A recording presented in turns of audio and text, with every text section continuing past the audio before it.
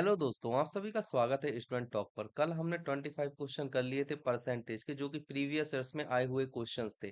ठीक है ना? तो आज हम उनके आगे शुरू करने वाले हैं क्वेश्चन नंबर 26 से। आई होप कि कल का लेक्चर आपको बहुत अच्छा लगा होगा। अगर अच्छा लगा है तो अपने दोस्तों के साथ भी इस चीज को जरूर शेयर कीजिएगा, जिससे कि वो इस लेक्चर का बेनिफिट उठा सकें।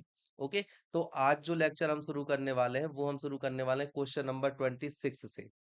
ओके, तो चलिए शुरू करते हैं।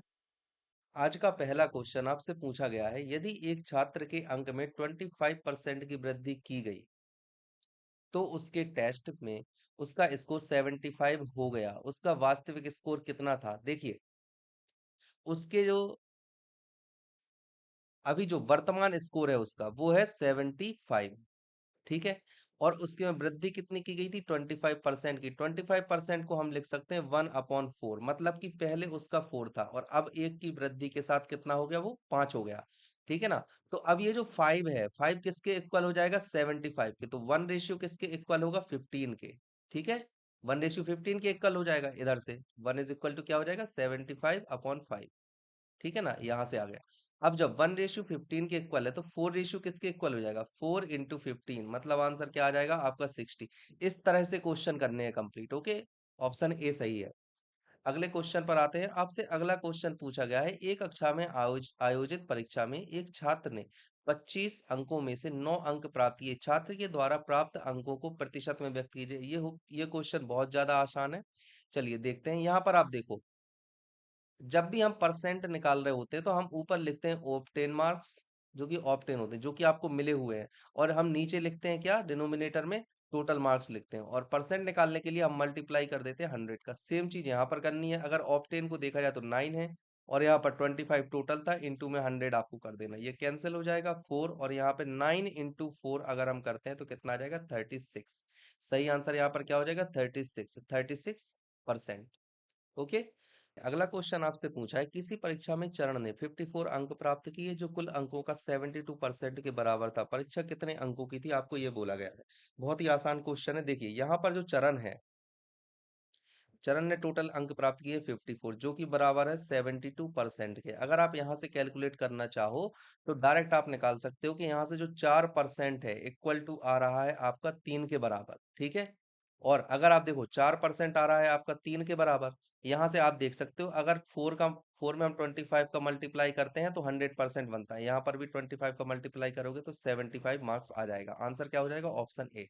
लेकिन मैंने वही काम किया है, लेकिन आप इस तरह से भी कर सकते हो कि 54/72% इंटू 100%, यहाँ से भी वही आंसर आएगा। और मैंने भी वही किया है, जो आप यहाँ पर करते वही चीज मैंने यहाँ पर की है ना। अलग नहीं है, बस लिखने का तरीका अलग है। आप कैसे भी कर सकते हो। ये भी सही है और ये भी सही है।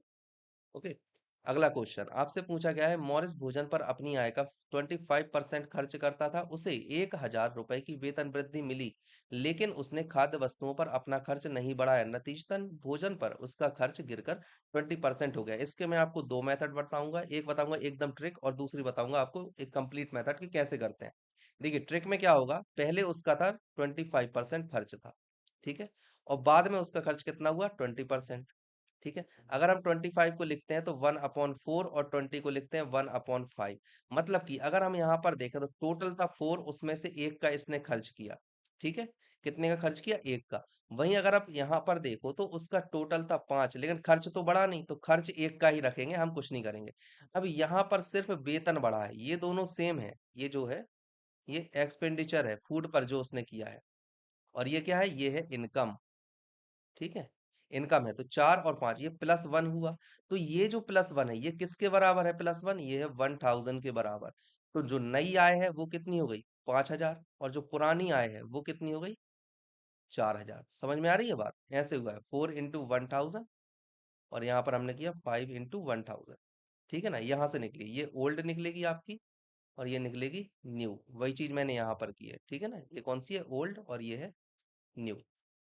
तो यहाँ से आंसर आपका क्या हो जाएगा? उसकी प्रारंभिक आय पूछिए। प्रारंभिक आय मतलब 4000 आपका आंसर है। लेकिन इसका एक और मेथड है, अगर किसी को ये चीज समझ में ना आई हो तो। ये फर्स्ट मेथड था, अब हम देखते हैं सेकंड मेथड को। ठीक है, सेकंड मेथड मेथड यहाँ पर क्या कहता है?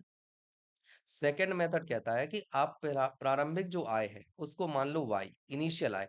तो जो न्यू आय हो जाएगी वो होगी वाई प्लस 1000। ठीक है, खर्च दोनों में बराबर है, तो पहले जो खर्च था ये क्या है, ये है इनकम। ओके, और अब हम लिखेंगे एक्सपेंडिचर। तो पहले जो खर्च था वो था 25%, और अब जो खर्च है वो कितना है, 20%, और ये दोनों बराबर हैं।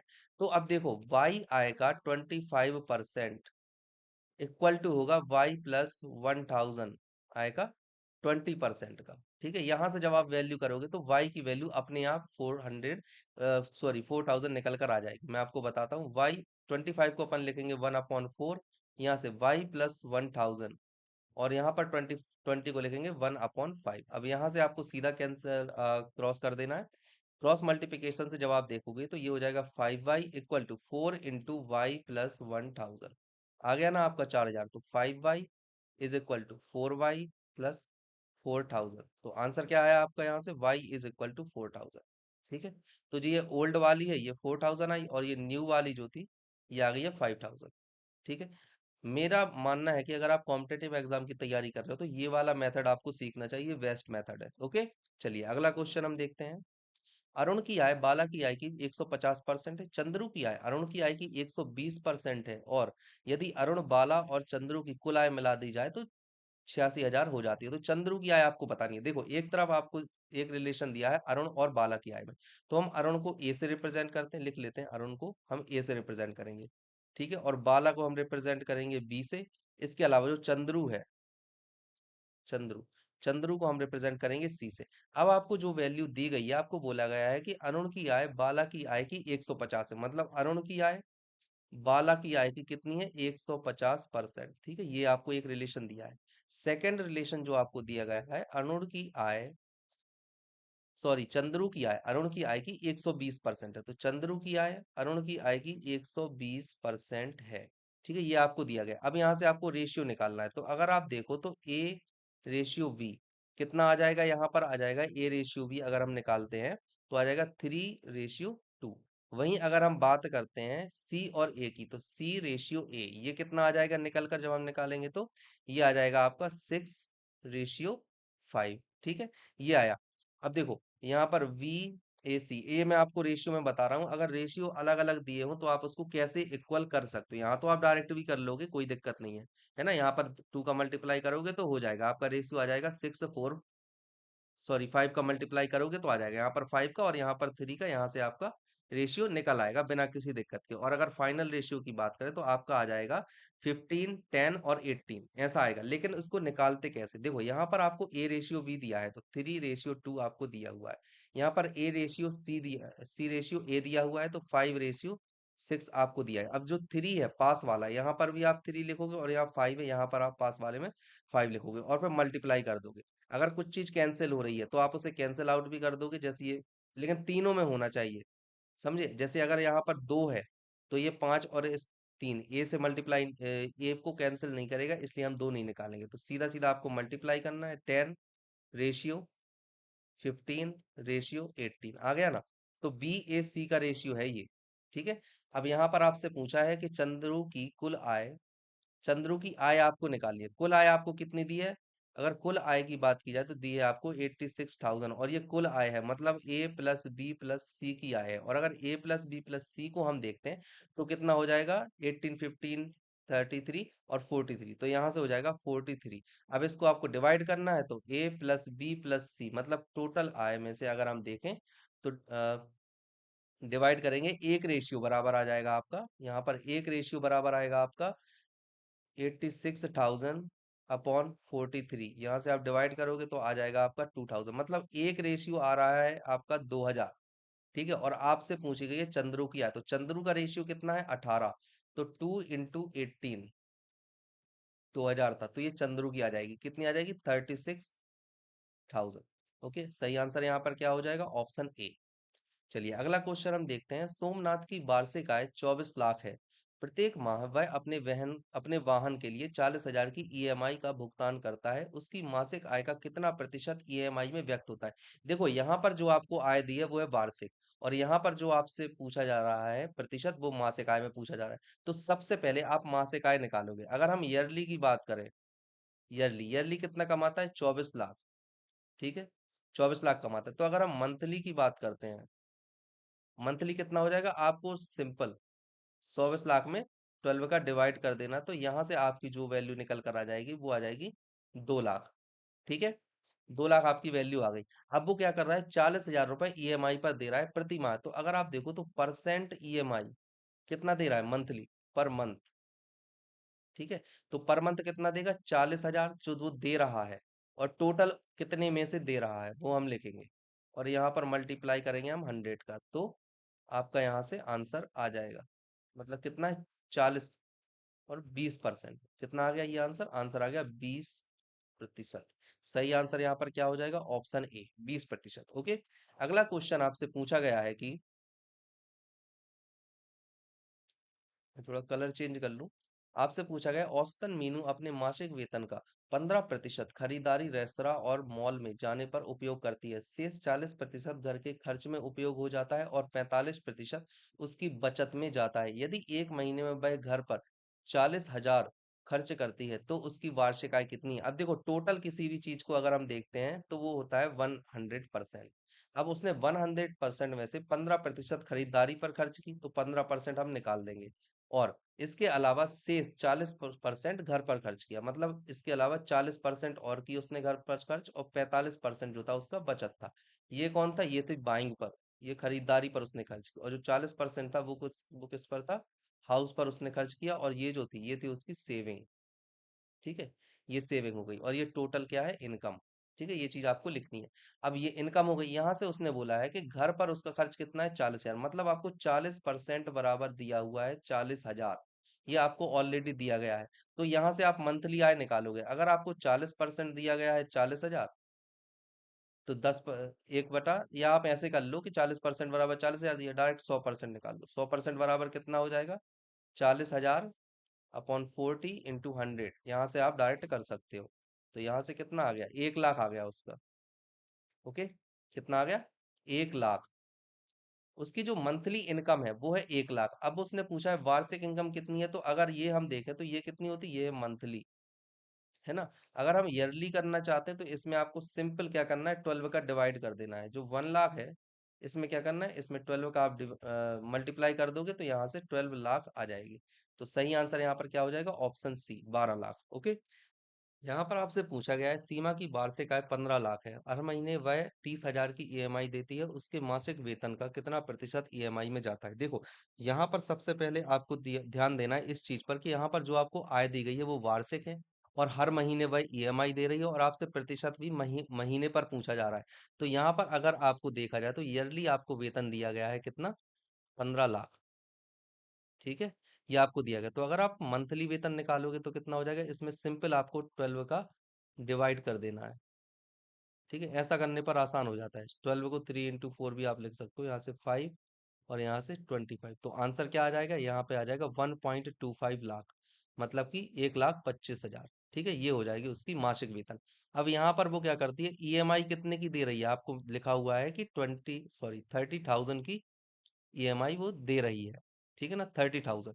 तो आप यहाँ पर क्या करोगे, यहाँ पर आप निकालना है परसेंट। तो देखो, परसेंट निकालने के लिए आप क्या करोगे, ईएमआई परसेंट, ऊपर लिखोगे 30,000 जितना वो दे रही है, और कितने में से दे रही है, 1,25,000 में से, और मल्टीप्लाई करना है आपको 100 का। अगर आप यहाँ से क्लियर डिवाइड करोगे तो आपकी वैल्यू निकल कर आ जाएगी,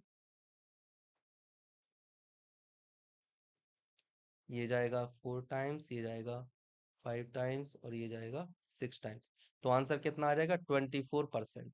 सही आंसर यहाँ पर क्या आया, 24%, ऑप्शन ए। ओके, अगला क्वेश्चन हम देखते हैं। आपसे पूछा गया है, सुनैना किसी निजी कंपनी में कार्य करती है और उसकी वार्षिक आय 3 लाख है।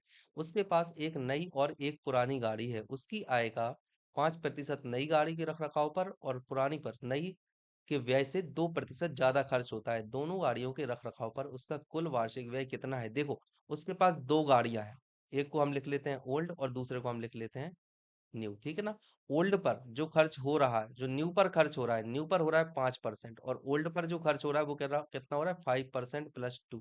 तो अगर आप कायदे से देखो तो टोटल परसेंट खर्च जो हो रहा है दोनों गाड़ियों पर मिलाकर वो हो रहा है 12%। ठीक है, 12% टोटल खर्च हो रहा है।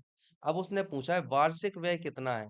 तो उस आपको वार्षिक आय दी हुई है 3 लाख, तो वार्षिक व्यय कितना हो जाएगा, जो 3 लाख है ना, 3 लाख का 12% आपको निकालना है, और यही हो जाएगा उसका वार्षिक खर्च। तो 12% बड़ी ही आसानी से आप निकाल सकते हो, कितना आ जाएगा, 36,000। ठीक है, ये वार्षिक खर्च है, क्योंकि आपको ये जो है ये है ना एनुअल इनकम दी हुई है, एनुअल इनकम। और ये आपका क्या है, ये आपका खर्च दिया हुआ है, कितना आप खर्च कर रहे हो, मतलब एक्सपेंडिचर है। ओके, चलिए अब हम देखते हैं अगला क्वेश्चन। ऑप्शन है 36,000, बिल्कुल ये रहा 36,000। अगला क्वेश्चन है, प्रत्येक माह कृतिका अपनी आय का 30% घर के किराए पर और शेष का 60% घरेलू व्यय पर खर्च करती है। यदि वह प्रत्येक माह 6300 की बचत करती है तो उसकी कुल मासिक आय कितनी है। देखो यहाँ पर अगर आप टोटल देखो तो कृतिका प्रति माह का उसका खर्च दिया गया है 30% घर पर और शेष का 60% घरेलू खर्च पर खर्च करती है। तो हम मान लेते हैं कि टोटल कितना हो गया, 100% है। ठीक है, टोटल कितना है, 100%। ये रहा, टोटल 100% हो गया आपके पास। अब वो क्या कर रही है, उसके तीन खर्च हैं। पहला तो उसका खर्च है घर पर, घर पर मतलब हाउस पर खर्च होगा। ठीक है, उसके बाद उसका जो दूसरा खर्च है वो किस चीज पर है, घरेलू व्यय पर, मतलब आप मान सकते हो हाउस एक्सपेंडिचर पर वो बोल रही है।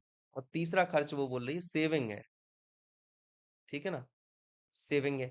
तो आप यहाँ पर हाउस पर बोल रहा है वो कि 30% खर्च करता है, और हाउस एक्सपेंडिचर मतलब घरेलू खर्च की अगर हम बात करें तो जो आपके पास बचा, मतलब 100 में से आपके पास में 30 चला गया, तो आपके पास क्या बचा, वो बचा आपके पास 100 माइनस 30 का कितना परसेंट, 60%। और यहाँ पर सेविंग आपको दी हुई है 6300 रुपए, ये रुपए में दिया हुआ है। अगर आप देखो इसको डायरेक्ट भी कर सकते हैं, यहाँ से 30% ले लो और यहाँ पर कितना आएगा 60%, 70 का 60% कितना होगा, 42।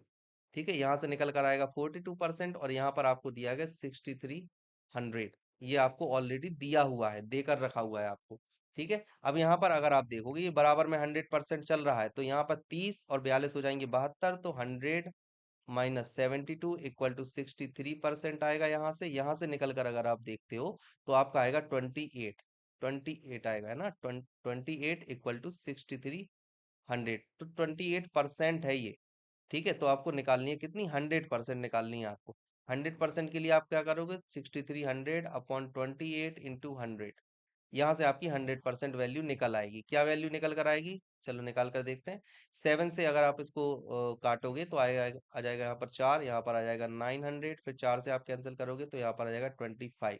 तो यहाँ पर फाइनल आंसर क्या हो जाएगा, फाइनल आंसर यहाँ पर हो जाएगा 22500, मतलब कि 22,500 रुपए। तो ये चीज समझ में आई। इसको आप देखो डायरेक्ट भी कर सकते हो, अगर मैं आपको बोलूं अगर टोटल आप 10 मान लोगे ना, रेशियो में 10 मान लो, ये मेथड 1 था जो लेंदी है। डायरेक्ट अब देखो, डायरेक्ट मैं आपको बताता हूँ, उस आपको दिया गया खर्च कितना है 30%। ठीक है, इसको क्या लिखोगे आप, 3/10। तो ये क्या हो गया, ये हो गया हाउस पर। बचा आपके पास कितना, 10 में से 3 गए तो बचा आपके पास 7। अब 7 का कितना करना है आपको, 60%। 7 का 60% कितना हो जाएगा, 4.2। 4.2 आप निकाल लोगे, 4.2 निकालने के बाद जो बचा 3 प्लस 4.2, और प्लस में यहाँ पर जो भी बचा 2.8, वो इक्वल टू कितना होगा, ये वाली वैल्यू, ये वाली वैल्यू होगी 6300 की। और वही काम मैंने यहाँ पर किया है। तो यहाँ पर रेशियो से भी आप कर सकते हो और परसेंट से भी कर सकते हो, जो आपको ठीक लगे। ओके, अगला क्वेश्चन है, मीनाक्षी अपने मासिक वेतन का औसतन 10% खरीदारी और रेस्तरां व मॉल जाने पर खर्च करती है। शेष 80% उसके घरेलू खर्चों पर व्यय होता है और 10% की बचत करती है। यदि मासिक घरेलू व्यय 48,000 है तो मासिक आय कितनी होगी उसकी, ये आपसे पूछा गया है। देखो मीनाक्षी की अगर हम बात करें तो औसतन 10% खरीदारी पर खर्च करती है। टोटल इनकम हमें वही करना है, टोटल इनकम हम 100% मारेंगे। और उसके बाद उसने 10% किया किस चीज पर, खरीदारी पर, बाइंग पर उसने खर्च कर लिया। उसके बाद बचा आपके पास 80%, जो है 80% उसने खर्च किया है घरेलू खर्चों पर, मतलब हाउस एक्सपेंडिचर पर उसने खर्च किया। इसके बाद आपके पास बचता है सिर्फ 10%। ठीक है, और जो मासिक घरेलू व्यय है वो आपको दिया गया है 48,000। मासिक घरेलू व्यय कौन सा है, ये वाला। तो 80% को आप इक्वल टू करोगे 48,000 के।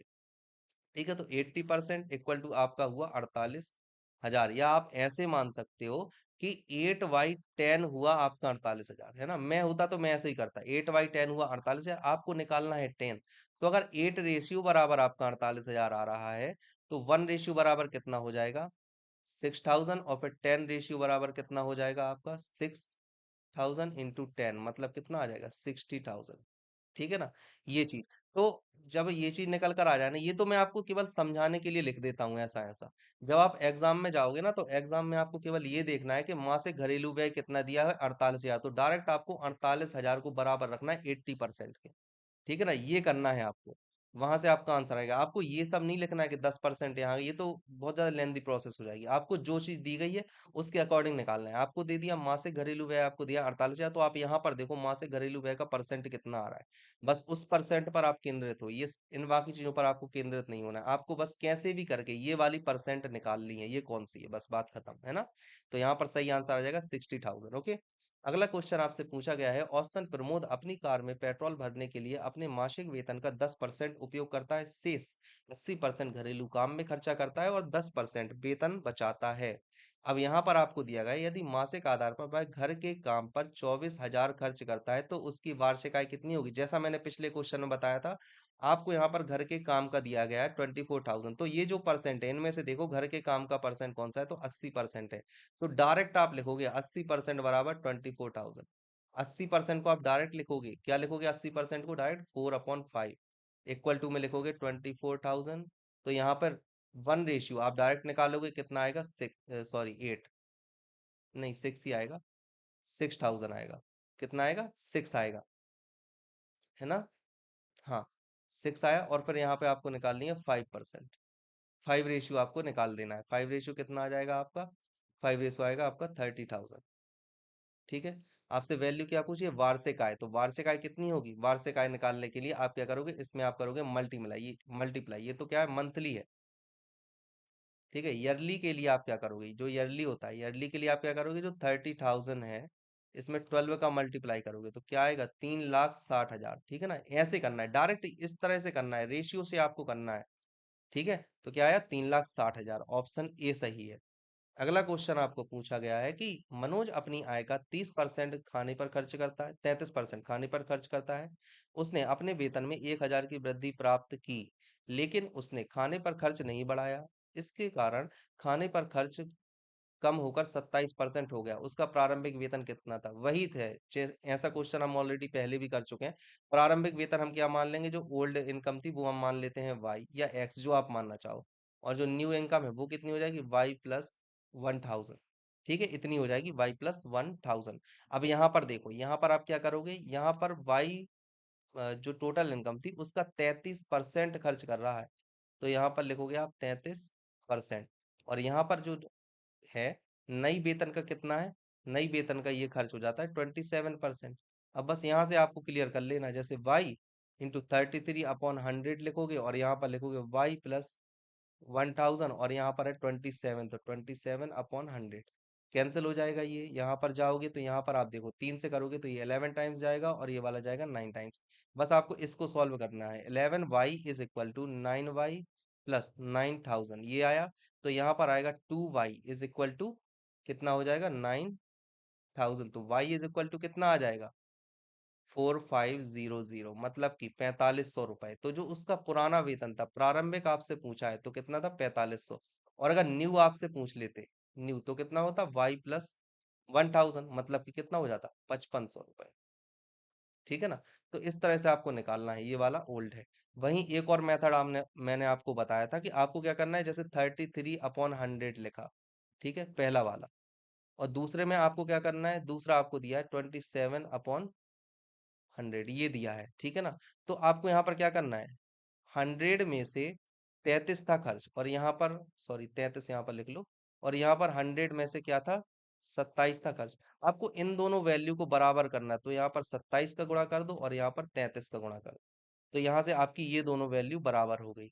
ठीक है। अब यहाँ पर अंतर कितने का आ रहा है, अगर आप यहाँ पर 27 का गुणा करोगे तो ये होगा 2700, और यहाँ पर 33 का गुणा करोगे तो ये हो जाएगा 3300। तो आपको ये दोनों अंतर देखना है, अंतर कितना आएगा, 3300 माइनस 2700 बराबर कितना आया आपका, 600। ठीक है। जो 600 है वो किसके बराबर है, 600 है आपका 1,000 के बराबर। ठीक है। आपसे ओल्ड पूछा गया है, ओल्ड मतलब आपसे पूछा गया है 2700 के बारे में। तो कितना आ जाएगा, 1,000 बटे 600 गुणे 2700। यहाँ से आपका आंसर डेफिनेटली आ जाएगा। आप इसको पूरे को सॉल्व करोगे, ये 3, ये 9, और ये फिर 5, तो 9×5 = 45, यहाँ से आ गया आपका आंसर 4500, ठीक है ना। तो मुझे हमेशा से ये वाला मेथड ज्यादा अच्छा लगता है। ये जो मेथड है, ये वाला फर्स्ट है, ये मुझे अच्छा नहीं लगता। ये वाला जो सेकंड मेथड है ना, ये वाला मुझे हमेशा से अच्छा लगता है। ओके, देखो कितने जल्दी आंसर आया, वाई एक्स कुछ भी नहीं करना, डायरेक्ट आंसर आता है। चलिए अगला क्वेश्चन हम देखते हैं। हाँ, वो बात अलग है कि अगर आप इसका मल्टीप्लाई करने के लिए बैठ जाओ, आपको इन चीजों का मल्टीप्लाई नहीं करना है, आपको मतलब इस चीज से है, इन दोनों से आपको मतलब है। तो जिससे मतलब हो केवल हमें उन पर ध्यान केंद्रित करना है। ओके, चलिए हम देखते हैं अगला क्वेश्चन। सुमन एक कृषि भूमि की मालकिन है, उसने इसे एक तृतीय पक्ष को 5 वर्ष के लिए पट्टे पर दिया था। इस पट्टे से आय के अलावा वह प्रति वर्ष 6 लाख का वेतन भी पाती है। 5 वर्ष में कृषि भूमि से प्राप्त कुल आय उसके 1 वर्ष के वेतन का 50% है। वह प्रत्येक वर्ष कितना धन अर्जित करती है, ये आपसे पूछा गया है। देखिए उसने पूछा है प्रति वर्ष कितना धन अर्जित करती है। तो प्रति वर्ष जो होती है, जो सुमन है, सुमन की ईयरली इनकम की अगर हम बात करें, तो सुमन की जो ईयरली इनकम है वो एक तो आएगी पट्टे से, ठीक है। और दूसरी जो इनकम आएगी वो जो उसको दी गई है सैलरी, है ना, सैलरी आएगी। अब जो सैलरी है वो तो आपको डायरेक्ट दे दी कि भाई 6 लाख है। कितनी है? 6 लाख है, ये आपको डायरेक्ट दे दी। लेकिन आपको जो पट्टे से मिल रही वो नहीं दी है। जो पट्टे से आपको मिल रहा है वो कितना है, 5 वर्ष में जो आय आपको मिल रही है वो सैलरी की 50% है। कहने का मतलब ये है कि अगर आपकी इस वाले पॉइंट को अगर हम देखें, तो 5 ईयर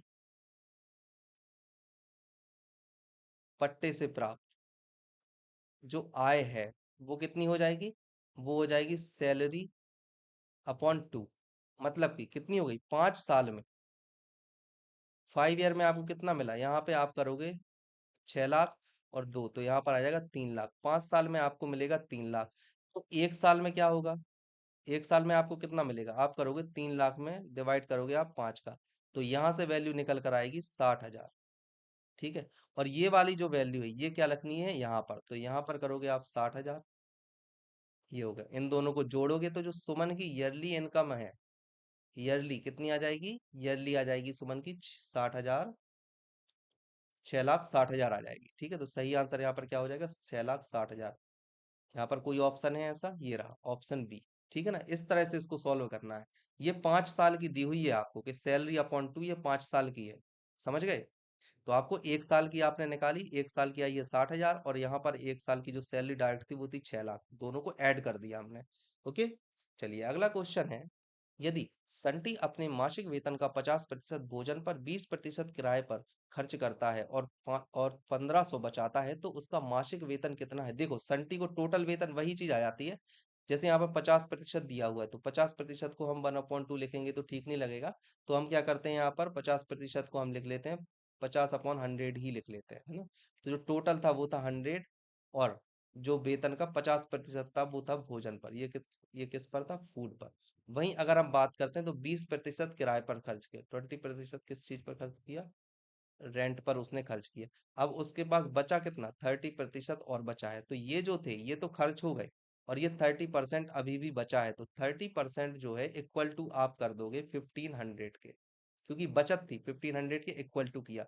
तो यहाँ से बस 100% आपको निकालना है, आप बड़ी ही आसानी से निकाल लोगे। 1500/30 × 100, तो यहाँ से वैल्यू आपकी आ जाएगी निकल कर, क्या वैल्यू आ गई आपकी निकल कर, 5,000। ओके, तो 100% जो उसकी सैलरी है वो कितनी है, 5,000 है। ओके, सही आंसर यहाँ पर क्या हो जाएगा, ऑप्शन बी। अब हम अगला क्वेश्चन देखते हैं। नाथन की वार्षिक आय 15 लाख है और वह हर महीने अपनी गाड़ी के लिए 40,000 की ईएमआई चुकाता है। उसके मासिक वेतन का कितना प्रतिशत ईएमआई में जाता है। हम ये चीज ऑलरेडी कर चुके हैं, यही क्वेश्चन हम कर चुके हैं। उसमें नाम अलग था, शायद चरण नाम था या कुछ था। हम एक बार और देख लेते हैं। देखिए वार्षिक आय आपको दी गई है, अगर हम बात करते हैं ईयरली, है ना, तो आपको ईयरली दी हुई है। ईयरली कितनी दी है आपको, 15 लाख, ठीक है। सॉरी ये गलत हो गया, 15 लाख है ना, 15 लाख आपको दी हुई है। अब यहाँ से आप क्या निकालोगे, मंथली निकाल लोगे। मंथली आप निकालोगे जिसमें आप करोगे 15 लाख का, 15 लाख में आप डिवाइड करोगे 12 का, तो यहाँ से जो वैल्यू निकल कर आएगी वो आएगी 1,25,000, ठीक है। ये आपकी मासिक वेतन है।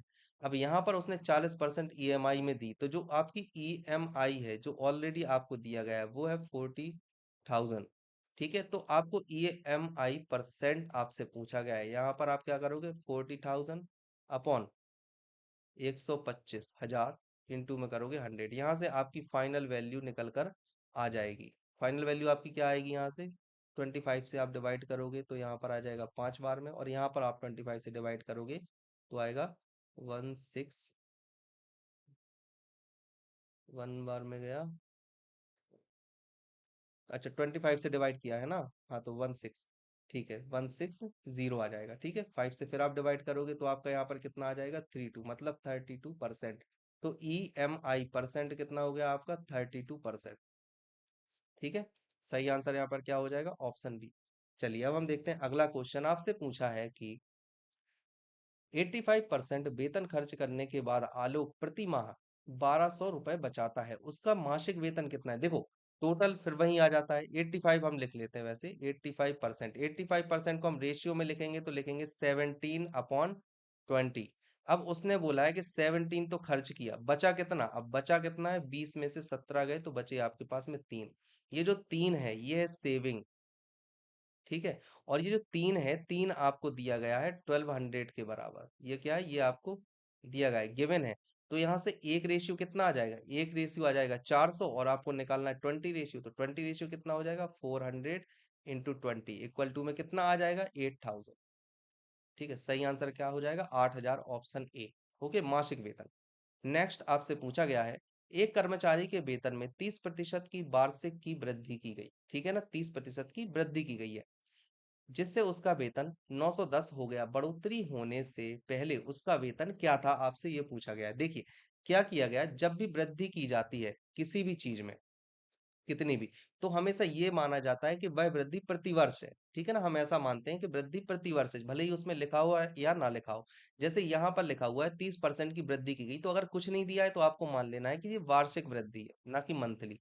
ठीक है, आपको ये मानना है। अब यहाँ पर आपको दिया गया है कि उसका वेतन 910 हो गया, मतलब कि 30% वृद्धि के साथ उसका वेतन कितना है, 910। 30% को हम क्या लिखेंगे, 3/10। मतलब पहले जो वेतन था वो था 10, अब उसका वेतन 3 और बढ़ गया तो कितना हो गया, 13। ठीक है, टोटल अब उसका वेतन हो चुका है 13। अब यहाँ पर अगर आप और आगे देखोगे तो 13 जो आपको दिया गया है वो आपको दिया गया है 910 के इक्वल। तो 13 रेशियो कितना है, 910 के बराबर। तो 10 रेशियो कितना हो जाएगा, 910 अपॉन 13 इंटू 10। यहाँ से आप करोगे तो यहाँ से जाएगा ये 70 टाइम्स, और यहाँ पर 10 रेशियो जो आपकी नई वेतन है वो पुरानी वेतन है वो आ जाएगी आपकी 700 रुपए। ठीक है ना, पहले का वेतन आया कितना है, 700। ओके, इस तरह से आपको करना है, रेशियो के माध्यम से करोगे तो क्वेश्चन बहुत ज्यादा आसान हो जाता है।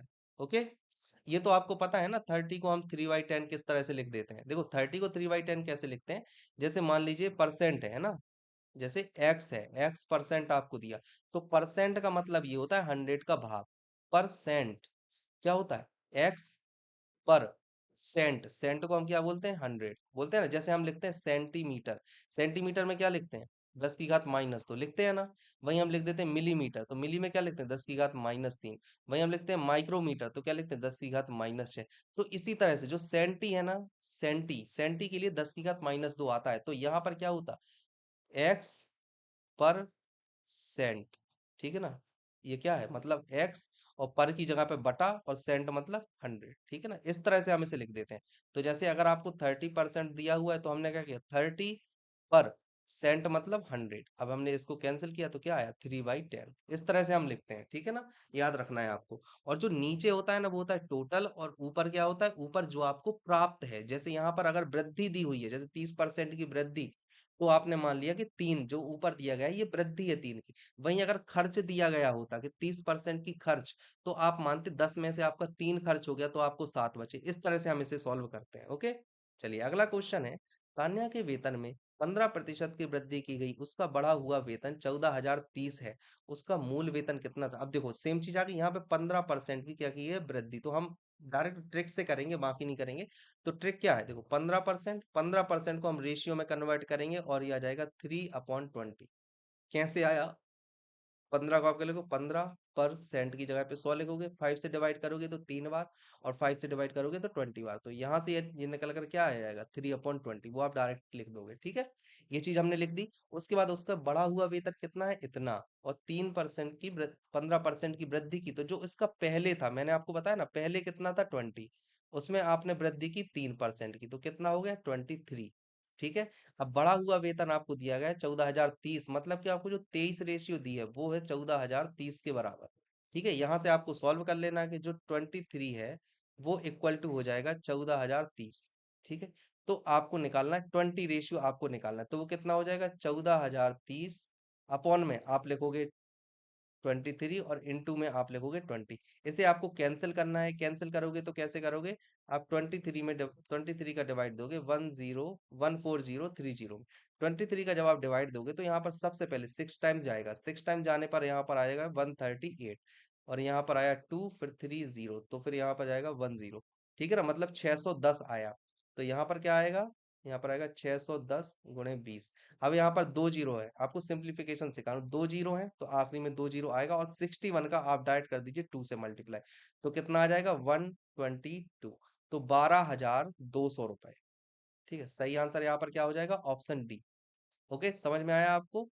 चलिए अब हम देखते हैं अगला क्वेश्चन। अगला क्वेश्चन आपसे पूछा है, वीर अपनी मासिक आय का 15% किराया पर और शेष का 60% गृह कार्यों पर खर्च करता है। यदि वह 2,210 बचाता है तो उसकी मासिक आय कितनी है। अब यहाँ पर एक चीज पकड़ने वाली है, ध्यान देने वाली बात है कि उसने बोला है शेष का, शेष का 60% उसने बोला है। ठीक है ना, तो आपको शेष का 60% लिखना है। जैसे यहाँ पर अगर हम बोलते हैं कि 15%, टोटल कितना होता है 100 होता है कोई भी चीज, तो 15% उसने खर्च किया, ऐसे नहीं लिखेंगे हम, इस तरह से लिखते हैं। ठीक है, 100%, और 100% में से उसने लिखा 15% किस चीज पर खर्च किया, किराए पर। ये क्या है, ये है उसका रेंट जो उसने दिया है।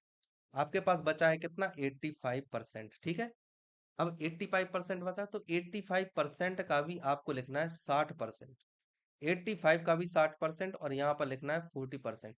तो अगर हम 85 की 60% की बात करें, अब देखो इसको डायरेक्ट कैसे हम सॉल्व करते हैं, जैसे आप लिखोगे 10% हो गया 8.5, तो 60% क्या होगा × 6, तो इसका गुणा अलग करो तो 48 आएगा, और इसका गुणा अलग करो तो 30 आएगा, तो 48 तो 3 कितना हो गया 51। इस तरह से डायरेक्ट सॉल्व करना है, तो 60% कितना हो जाएगा 51%। अब 85 में से 51% निकल गए तो कितना आपके पास में बचा 34%। ठीक है, और आपको जो दिया गया है वो बचत दी गई है, बचत। ये वाला जो खर्च है ये तो रेंट पर था, और ये वाला जो खर्च है ये कितना है, ये गृह कार्यों पर, मतलब हाउस एक्सपेंडिचर है ये। और ये क्या है, ये वाली जो चीज आपको दी गई है ये दी है आपको सेविंग। ठीक है, ये सेविंग्स है। तो आपकी 34% सेविंग, इसको आप इक्वल टू में कर दोगे 2210 के, तो अब देखो यहां से क्या निकल कर आएगा, 34 = 2210। तो आपको पूछा गया है मासिक आय, मतलब आपको 100% पूछिए, तो 100% कितनी आ जाएगी, यहाँ पर 2210/34 × 100। और जब भी इस तरह की वैल्यू आए ना, तो आप कोशिश करना कि ये डिवाइड होता है, ये जरूर 70 से डिवाइड हो रहा होगा, तो 70 से हम डायरेक्ट डिवाइड करेंगे, 70 की 1, और यहाँ पर हम जब 70 से लिखते हैं तो 1, और फिर यहाँ पर आएगा 5 2, तो 3, और फिर 0, और फिर इसको हम दोबारा से 3 से डिवाइड करते हैं, सॉरी 2 से डिवाइड करेंगे, तो 2 से डिवाइड जब हम करेंगे तो यहाँ पर आएगा 65। तो फाइनल आंसर आपका क्या हो जाएगा 6500। ठीक है, सही आंसर यहाँ पर क्या आया, ऑप्शन ए। ये चीज समझ में आई, ये बहुत ज्यादा इंपॉर्टेंट है, इस तरह के क्वेश्चन आ जाते हैं, है ना, बच्चों से बनते नहीं है। ये चीज यहाँ पर देखने वाली है कि शेष का उसने बोला है, शेष का 60%, मतलब 85 जो आपके पास में बचा था उसका 60% कितना हुआ 51। ठीक है, ये चीज आपको ध्यान रखनी है। ओके, तो आज के लिए इतना काफी है, मैंने आपके 45 क्वेश्चन कंप्लीट करवा दिए हैं। अभी कल और हम एक लेक्चर लेंगे जिसमें कि परसेंटेज के जितने भी प्रीवियस ईयर के क्वेश्चन थे वो कंप्लीट कर लिए जाएंगे। ठीक है, उसके बाद हम प्रॉफिट एंड लॉस पर आएंगे, उसके बाद इंस्टॉलमेंट डिस्काउंट जो भी होते हैं उनको हम कंप्लीट करेंगे। फिर हम टाइम वर्क पर आते हैं, फिर हम दूरी और डिस्टेंस पर हम कवर करेंगे, है ना। इस तरह से हम सभी टॉपिक कवर करने वाले हैं प्रीवियस ईयर्स के। रोज आपको इस तरह से बूस्टर क्लासेस मिलती रहेंगी, तो आप प्लीज चैनल पर जरूर जुड़े रहिएगा, सब्सक्राइब कर दीजिए अगर सब्सक्राइब नहीं किया है तो, और अपने दोस्तों के साथ भी जरूर शेयर कीजिए। यहाँ पर आपको टोटल प्रीवियस ईयर क्वेश्चन दिखाए कराए जा रहे हैं। ठीक है ना, ये वाला क्वेश्चन कब आया था, ये वाला क्वेश्चन एएलपी में आया था फर्स्ट शिफ्ट में। ओके, 18 तारीख को। तो इसी तरह से प्रीवियस ईयर के क्वेश्चन की ये सीरीज कंप्लीट करवाई जाएगी, और 3000 से ज्यादा क्वेश्चन है जो पिछले रेलवे के वेरियस एग्जाम्स में पूछे गए, वो सभी यहाँ पर कंप्लीट हो गए। ओके, चलिए, तो मिलते हैं कल इसी समय। Thank you.